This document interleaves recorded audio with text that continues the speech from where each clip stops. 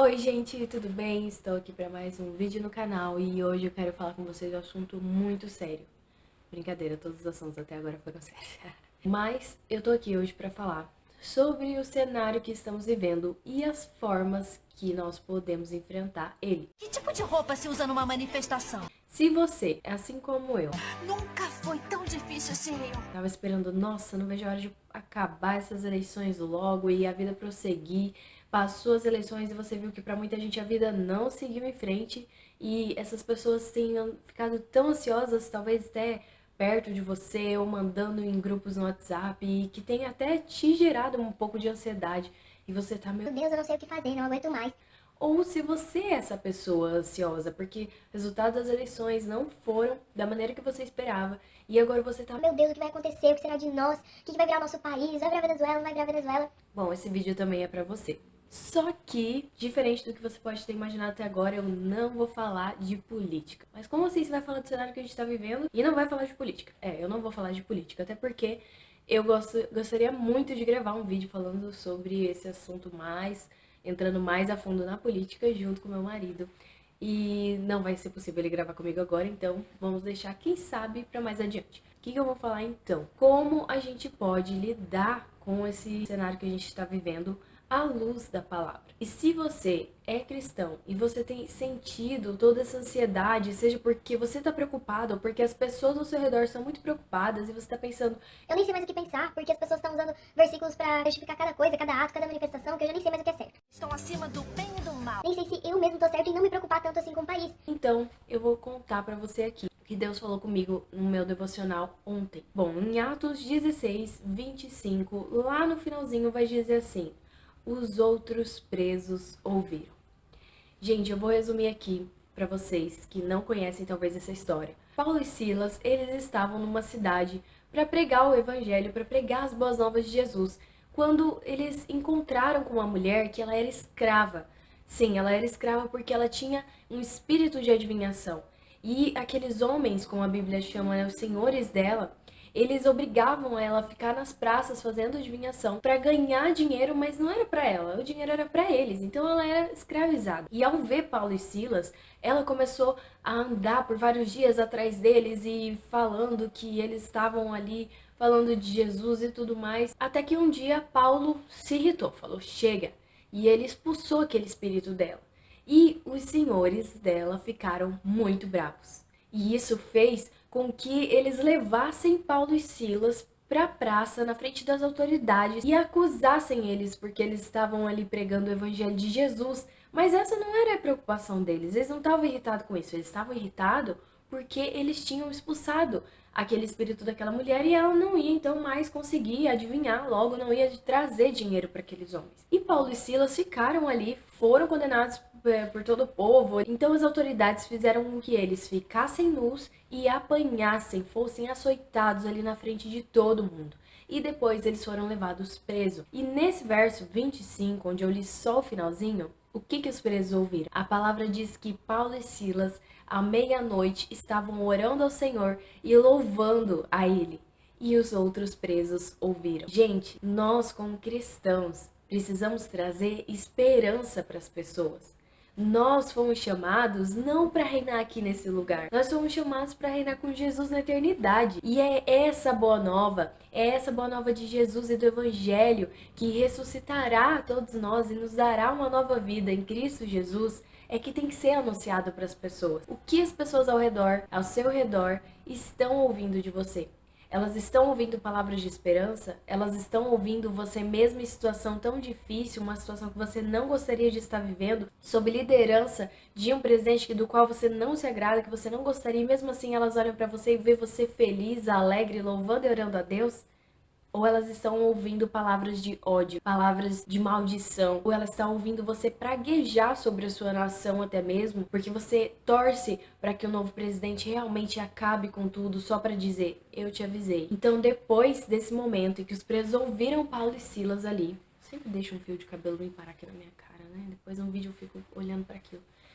Enfim, depois desse momento em que a palavra diz que os outros presos ouviram eles, houve um grande terremoto. E a palavra diz que as correntes deles foram quebradas. Então eles podiam simplesmente sair dali. Mas Paulo e Silas, mesmo tendo sido presos injustamente, humilhados na frente das pessoas injustamente, porque eles eram romanos, Paulo conhecia muito bem a lei romana e mesmo assim ele ficou quieto. Ele não levantou nenhum tipo de manifestação, rebelião, mas ele ficou ali até o fim, mesmo quando as correntes se quebraram e ele podia ter fugido. Um carcereiro ia se matar porque pensou que eles tivessem fugido e a culpa ia ser dele e ele ia ser morto de qualquer forma, talvez mesmo pelas autoridades. Só que Paulo disse: nós estamos aqui, não faça isso. Quando o carcereiro viu que eles não tinham fugido, ele começou a perguntar para eles como ele conseguiria ser salvo. Paulo e Silas pregaram o evangelho de Jesus para ele. E ele não só aceitou aquelas palavras, como ele cuidou de suas feridas. Aquele carcereiro lavou todas as feridas deles, depois levou eles para sua casa, deu de comer. Toda a casa daquele carcereiro também ouviu da palavra de Jesus e aceitou o evangelho de Cristo. Então perceba que muitas vezes a gente quer com as nossas mãos, com a nossa voz ou com a nossa influência movimentar, fazer com que manifestações, revoluções aconteçam, rebeliões. Quando Paulo e Silas, eles só oraram e louvaram a Deus. E eles ficaram ali aguentando tudo aquilo, porque eles sabiam que o Senhor não ia desamparar eles. E porque para onde eles fossem enviados, mesmo que fosse para uma prisão, eles teriam as boas novas com eles para pregar e levar palavras de salvação e de vida para as pessoas, assim como aconteceu na vida daquele carcereiro da sua casa. Você é um cidadão, você é um ser pensante, então justamente por isso reflita agora comigo. Se você foi escolhido por Deus para estar vivendo nesse momento, aqui nesse país, com esse cenário político, é porque Deus tem um propósito e Ele quer usar você para lembrar as pessoas de que um dia tudo isso vai passar, que céus e terra passarão. Entrará reino e sairá reino, ou governos e governos. É a igreja que o Senhor Jesus vai vir buscar para levar para a eternidade. E lembre-se que Ele vem para buscar uma igreja dentro de outra igreja. Lembra que a palavra nos ensina que nós não ganhamos nada demais se amarmos aqueles que nos amam de volta. Agora, se nós amarmos os nossos inimigos, se nós estivermos orando pelos nossos inimigos, isso sim vai ser o que vai nos fazer diferentes desse mundo corrompido. Então não fique se perdendo com as distrações que estão acontecendo ao seu redor no mundo natural. Se lembre do que está acontecendo no mundo espiritual. Ore, leia a palavra de Deus, medite nela dia e noite. Entregue para o Senhor as suas preocupações com orações e súplicas e ações de graça. E no meio desse processo, leve a palavra de Jesus para as pessoas que estão ao seu redor. Não deixe que isso acabe com a sua comunhão com seus irmãos e também que estrague o projeto evangelístico que Deus pode ter na sua vida sobre as pessoas que estão ao seu redor. Você também pode estar perguntando, mas agora eu não vou poder falar de política? Não é isso. Você pode e deve até mesmo falar de política, mas sempre com muito amor. O seu amor tem que ser muito maior do que o seu discurso político, a sua filosofia de vida política. Lembre que não são ideologias políticas ou leis que vão proibir as pessoas de ofenderem a Cristo, de praticarem coisas que são contrários aos princípios da palavra de Deus. É o Evangelho, porque é só Ele que tem o poder de renovar a nossa mente e nos fazer entender que nós não fomos chamados para viver como os padrões deste mundo. E adiante, Paulo, já tomado o caminho diferente de Silas, ele foi parar em Atenas. E lá ele conheceu judeus e gregos que temiam a Deus, mas que eram pessoas totalmente religiosas e idólatras. Quando ele sentava para conversar com aquelas pessoas, que a palavra diz que eles se encontravam nas praças, muitos filósofos até, e eles debatiam muito, conversavam muito, enquanto os gregos estavam ali falando de deuses totalmente desconhecidos, Paulo continuava falando do único e verdadeiro Deus, qual ele conheceu seu filho Jesus. E levando as boas novas de Jesus, ele passou a trazer luz para aquelas pessoas que estavam cegas, mostrando que elas estavam preocupadas em pensar ou em agradar deuses que elas nem sabiam quem eram. Mas ele estava ali pronto para apresentar um Deus verdadeiro e que não só era conhecido, como conhecia eles também.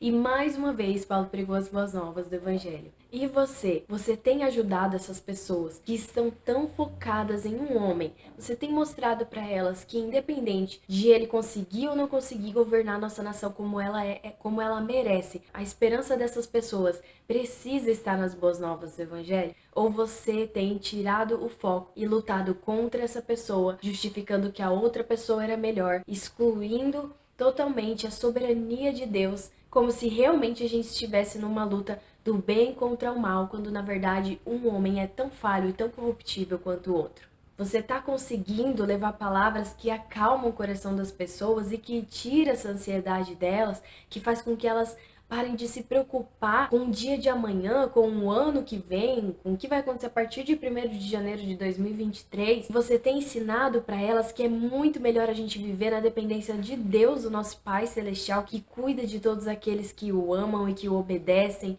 e que faz questão de dar o alimento, de dar a veste, de dar tudo aquilo que precisamos e muito além. Ou você acabou tirando os olhos nesse momento daquele que é eterno para homens que depois que morrem nada podem fazer com a sua alma, como a palavra também diz. E você tem andado em ansiedade, como Jesus ensina a não fazermos, a não andarmos ansiosos por coisa alguma. Então, se você ainda não tinha pensado dessa forma e você está vivendo assim, lembre-se, a palavra nos ordena, é um mandamento. Nós não devemos andar em ansiedade por coisa alguma.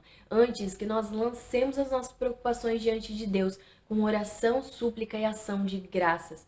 Oração, súplica e ações de graça. Você tem que agir com gratidão. Você tem agido com gratidão ou as pessoas ao seu redor estão te olhando e elas estão falando, meu Deus, essa pessoa é muito ingrata. Você pode ser uma pessoa que vai levar luz para outras, que vai ser sal da terra, como a palavra diz. E tudo isso não vai ser por meio de uma crença ou ideologia política. Vai ser através da sua crença em Jesus, que salva e que dá vida para nós. Quando bater o desespero em você, porque sim, nós somos humanos e pode ser que em algum momento você comece a ver coisa acontecendo e se frustre e fique com o coração angustiado, mas a resposta não é ir para a rua, é levantar os seus olhos para os montes e se lembrar que o seu socorro vem do Senhor, que fez o céu e a terra. Nós não estávamos lá quando Ele criou todas as coisas. Nós não podemos achar que as coisas têm que acontecer de acordo com o nosso controle, porque todas as coisas estão acontecendo de acordo com o controle e a vontade dele. Que nós não venhamos nos enganar, confundindo causas eternas com causas passageiras, achando que estamos lutando por algo que é eterno, lutando até mesmo pela liberdade de continuar pregando o evangelho, quando nesse momento você só está pregando ídolos. Você está levantando o nome de pessoas que não vai fazer a diferença na vida daqueles que precisam conhecer a Jesus, que sequer elas deveriam estar sendo associadas a Jesus. Eu convido você, então, a meditar sobre isso e você realmente chamar o Espírito Santo e pedir para ele te ajudar a discernir as coisas que você talvez ainda não tenha discernido e a lidar com esses sentimentos que têm sido gerados dentro de você e que não estão nem edificando a sua vida, nem edificando a vida das pessoas ao seu redor. Um beijo, um abraço e até o próximo vídeo.